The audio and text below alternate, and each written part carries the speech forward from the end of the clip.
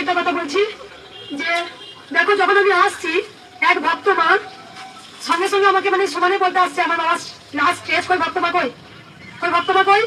যেই মা আমাকে বলে দিই দেখো একটা জিনিস, যেটা হচ্ছে গিয়ে লাস্ট স্টেজ, যদি গোবিন্দ চায় ওনার মৃত্যু কালকে লেখা আছে তো হবে। মৃত্যুটাকে অটকাতে পারবে কি? পারবে? তুমি বলো পারবে না। দেখো না, একটা জিনিস বলবো সবসময় যে তোমরা যদি দক্ষিণেশ্বরে পুজো দিতে যাও, তোমরা ব্রাহ্মণের ক্ষেত্রে করে বলতে পারো আমার এই ভালো করতেই হবে, বলতে পারবে কি? পারবে না। প্রথমত কথা। দ্বিতীয়ত কথা হচ্ছে তারাপীঠে গেলে আমরা বলতে পারবো আমরা কিন্তু ভক্তি ভরে সেখানে পুজো নিয়ে যাই। চাওয়া পাওয়াটা আমাদের দূরে থাকুক, না কিছু চাইবো।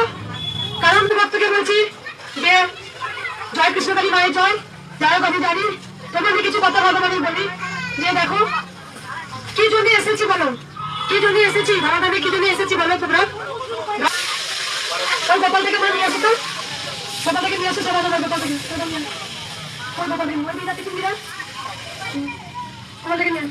সকল ভক্তকে একটা কথা বলবো, আমি চাই সবাই ভালো থাকুক, সবাই সুস্থ থাকুক, মা সবাইকে ভালো রাখুক, এটাই তো চাইবো। কারণ আমি কি চাইবো ওই মায়ের দাদা ভালো না হোক, তুমি ভালো হোক, আমি সবসময় চাইবো। আমার গোপাল দিয়ে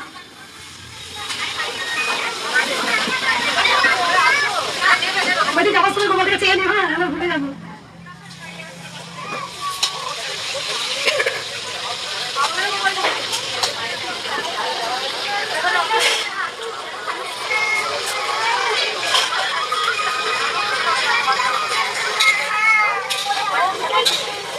এই যে কার গোপাল, গোপাল থেকে কি কবে থেকে লেগেছে, কত বছর হলো? জন্মাষ্টমী থেকে। কি জন্য গোপাল লেগেছো? শখের। আর কি বলো গোপালকে রোজ? আর কি চাও গোপালের কাছে?